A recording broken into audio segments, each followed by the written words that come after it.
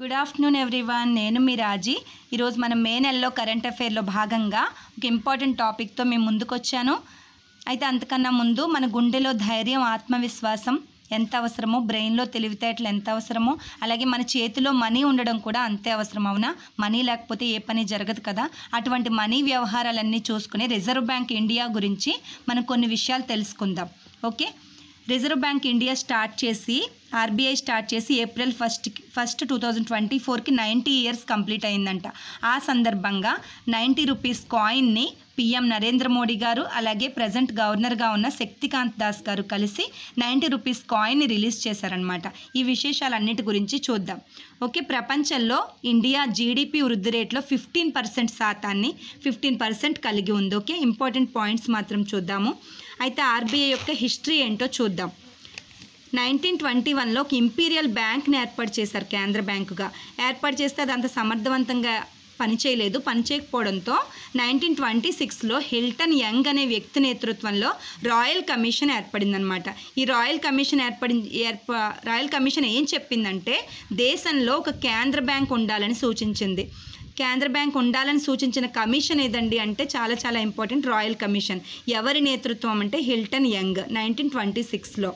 దాని ప్రకారం 1934 భారతీయ reserve bank చట్టం ప్రకారం 1935లో రిజర్వ్ బ్యాంక్ ఏప్రిల్ 1న ఏర్పడిందనమాట. చాలా చాలా ఇంపార్టెంట్. భారతీయ రిజర్వ్ బ్యాంక్ చట్టం ఎప్పుడు ఆమోదించబడిందంటే 1934. దీని ప్రకారమే మనకి 2024కి 90 ఇయర్స్ కంప్లీట్ చేసుకుందనమాట ఏప్రిల్ 1కి. అయితే 1949లో రిజర్వ్ బ్యాంక్ని జాతీయం చేశారంటే ద గవర్నమెంట్ నేషనలైజ్డ్ చేసిందనమాట. ఎప్పుడు? 1949లో. దీని యొక్క హెడ్ క్వార్టర్స్ ప్రస్తుతం కాదు, ముందైతే కలకత్తాలో ఉండేది. ఎప్పుడు? 1935లో అయితే కలకత్తాలో ఉండేది. 1937కి 2 ఇయర్స్ తర్వాత ముంబైకి మార్చేశారనమాట హెడ్ క్వార్టర్స్ లేదా ప్రధాన కార్యాలయం. తర్వాత మనకి మొట్టమొదటి ఆర్బీఐ గవర్నర్గా ఎవరున్నారంటే స్మిత్ ఉన్నారు. సున్నితంగా స్మిత్ని పెట్టారు అని అనుకోండి, ఏదో ఒకటి గుర్తుపెట్టుకోవడానికి. స్మిత్ని ఫస్ట్ గవర్నర్గా పెట్టారు. తర్వాత అతను భారతీయుడు కాదు. మొట్టమొదటి భారతీయుడు ఆర్బీఐ గవర్నర్గా వ్యవహరించిన వ్యక్తి ఎవరంటే సిడి దేశ్ముఖ్. చాలా చాలా ఇంపార్టెంట్. మొట్టమొదటి భారతీయ ఆర్బీఐ గవర్నర్ ఎవరంటే అంటే సిడి దేశ్ముఖ్. అయితే ఆర్బీఐ గవర్నర్లుగా వ్యవహరించిన తెలుగు వ్యక్తులు ఎవరంటే వైవి రెడ్డి అలాగే దువ్వూరి సుబ్బారావు. వైవి రెడ్డి 2003 నుంచి 8 వరకు ఉన్నారు. దువ్వూరి సుబ్బారావు గారు 2008 నుంచి 13 వరకు ఉన్నారు. ఇక్కడ 8 పడలేదు, సెర్చ్ చేసి రాశాను నేను. 8 నుంచి 13 వరకు పనిచేశారనమాట. ప్రస్తుతం ఆర్బీఐ గవర్నర్ ఎవరంటే శక్తికాంత్ దాస్. ఇందాక చూపించాను కదా, శక్తికాంత్ దాస్ ఈయన. నెక్స్ట్ మనకి ఈ ఆర్బీఐ కూడా సెంట్రల్ బోర్డు చేత నిర్వహించబడుతుంది. అంటే ఒకరిపైన ఒకరు ఉంటారు కదా. ఇప్పుడు బ్యాంకులన్నీ రిజర్వ్ బ్యాంక్ ఆధీనంలో ఉంటాయి. రిజర్వ్ బ్యాంకు సెంట్రల్ బోర్డు చేత నిర్వహించబడుతుంది అనమాట. సెంట్రల్ బోర్డులో అఫీషియల్ డైరెక్టర్స్ ఉంటారు, అలాగే నాన్ అఫీషియల్ డైరెక్టర్స్ కూడా ఉంటారు. నాన్ అఫీషియల్ డైరెక్టర్స్లో ఒక గవర్నర్ శక్తికాంత్ దాస్ గారు, అలాగే నలుగురికి కన్నా తక్కువ ఉండొచ్చు, నలుగురు ఉండొచ్చు. నలుగురికి మించకుండా డిప్యూటీ గవర్నర్స్ ఉంటారు. ఈ నాన్ అఫీషియల్ డైరెక్టర్స్ ఏం చేస్తారంటే మళ్ళీ డిఫరెంట్ ఫీల్డ్స్ నుంచి 10 మెంబర్స్ని ఎంచుకుంటారనమాట, నామినేట్ చేస్తారు. 10 మెంబర్స్లో 2 గవర్నమెంట్ ఆఫీసర్లు ఉంటారు, 4 ఇతర డైరెక్టర్లు, అలాగే 4 లోకల్ బోర్డు నుంచి నామినేట్ చేస్తారనమాట. నెక్స్ట్ మనకి ఆర్బీఐ ఆబ్జెక్టివ్స్, ఆర్బీఐ యొక్క లక్ష్యాలు. కరెన్సీని క్రమబద్ధీకరణం చేస్తుంది, అలాగే పటిష్టమైన ద్రవ్య విధానాన్ని అమలు చేస్తుంది, ద్రవ్యోల్బణాన్ని నియంత్రిస్తుంది. అంటే ఒక నిర్దిష్ట టైంలో ప్రైజెస్ అనేవి బాగా పెరిగిపోతాయి. దాన్నే మనం ధరల పెరుగుదలని మనం ద్రవ్యోల్బణం అంటాం. ఈ ద్రవ్యోల్బణాన్ని నియంత్రించడానికి ఆర్బీఐకే అవకాశం ఉంటుంది అనమాట. నెక్స్ట్ మనకి గైడెన్స్ ఇస్తుంది. బ్యాంకులన్నిటికీ, కమర్షియల్ బ్యాంక్స్ అన్నిటికీ కూడా గైడెన్స్ ఇస్తుంది, ఫ్రెండ్లీగా ఉంటుంది. ఓకే, నెక్స్ట్ మనకి సలహాదారుడుగా ఉంటుంది, ప్రభుత్వానికి అడ్వైజర్గా వ్యవహరిస్తుంది. నెక్స్ట్ మనకి ఆర్బీఐ యొక్క ఫంక్షన్స్ చూద్దాం. 1934 రిజర్వ్ బ్యాంక్ చట్టం ప్రకారం ఆర్బీఐ ఫంక్షన్స్ ఏంటంటే ద్రవ్యాన్ని ముద్రిస్తుంది. మెయిన్ మన చేతుల్లో ఉండే కరెన్సీని అంతా ఆర్బీఐయే ముద్రిస్తుంది. ఓన్లీ 1 రూపీ కాయిన్స్ అలాగే 1 రూపీ నోట్ తప్ప అన్నీ కూడా ఆర్బీఐ చేతే ముద్రించబడతాయి, తెలుసా? తర్వాత 1 రూపీ నోట్లను ఎవరు ముద్రిస్తారండి అంటే ఆర్థిక మంత్రిత్వ శాఖ అన్నమాట.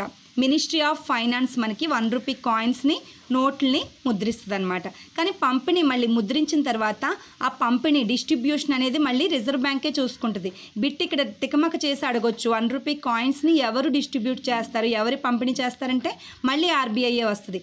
ఎవరు ముద్రిస్తారంటే మినిస్ట్రీ ఆఫ్ ఫైనాన్స్, ఆర్థిక మంత్రిత్వ శాఖ. కేంద్ర ప్రభుత్వానికి రాష్ట్ర ప్రభుత్వాలకి కూడా ఏజెంట్గా వ్యవహరిస్తుంది ఆర్బీఐ. తర్వాత రుణాలను తీసుకుంటుంది అవసరమైతే, అలాగే రుణాలను ఇస్తుంది. 90 డేస్ కాల పరిమితితో లిమిట్గా స్వల్పకాలిక రుణాలని ఇస్తుంది అనమాట. ఎవరికి? బ్యాంకులకి. దీన్నే మనం వేస్ అండ్ మీన్స్ అడ్వాన్స్ అంటారు. ఇది కూడా important. Ways and means advance అంటే 90 డేస్ కాల పరిమితితో రుణాలు ఇస్తుంది. తర్వాత రెగ్యులేట్స్ కమర్షియల్ బ్యాంక్ వాణిజ్య బ్యాంకుల్ని నియంత్రిస్తుంది. తర్వాత క్రైసిస్ సిచ్యువేషన్స్, సంక్షోభ పరిస్థితుల్లో బ్యాంకింగ్ వ్యవస్థని కాపాడుతుంది అనమాట. ఎప్పుడు రెడీగా ఉంటుంది హెల్ప్ చేయడానికి ఆర్బీఐ సంక్షోభ పరిస్థితుల్లో. తర్వాత మనకి విదేశీ వ్యవహారాలన్నీ కూడా ఆర్బీఐ ద్వారానే జరుగుతాయి. క్లియరింగ్ హౌస్ల నియంత్రణ, mediator between buyer and seller, కొనుగోళ్లు అలాగే విక్రయాల విషయంలో అన్నిటిలో కూడా ఇదే ఆర్బీఐ చూసుకుంటుంది. దీన్నే క్లియరింగ్ హౌస్ నిర్వహణ అంటాము. నెక్స్ట్ మనకి వ్యవసాయ, అగ్రికల్చర్ అలాగే ఇండస్ట్రియల్ అభివృద్ధి విషయాల్లో కూడా ఆర్బీఐఏ నియంత్రిస్తుంది. అలాగే వ్యవసాయ గ్రామీణ అభివృద్ధి కోసం 1963లో వ్యవసాయ పునఃవిత్త కార్పొరేషన్ అంటే అగ్రికల్చర్ ఇన్నోవేషన్ కార్పొరేషన్ ఏర్పాటు చేసింది. అలాగే 1982లో నాబార్డ్ని స్థాపించారు, అంటే ఆర్బీఐ నేతృత్వంలో స్థాపించారనమాట. తర్వాత 1953లో రాష్ట్ర విత్త కార్పొరేషన్ ఏర్పాటు చేశారు. అలాగే 1964లో భారత పారిశ్రామిక అభివృద్ధి బ్యాంక్ అంటే ఇండస్ట్రియల్ డెవలప్మెంట్ బ్యాంక్ ఆఫ్ ఇండియాని ఏర్పాటు చేశారు. భారతదేశ యూనిట్ ట్రస్ట్ యూటీఐని కూడా ఆర్బీఐ నేతృత్వంలో ఏర్పాటు చేశారనమాట. ఓకేనా. తర్వాత బ్యాంకులు సృష్టించే ద్రవ్యం ఆర్థిక అభివృద్ధికి తోడ్పడుతుంది. అవునా, ఆర్థిక అభివృద్ధికి అవసరమైంది మనీయే కదా, కాబట్టి ఇదంతటినీ కూడా చూసుకునేది ఆర్బీఐ. తర్వాత ఆర్థిక అసమానతలు పెరగకుండా చూసుకుంటుంది.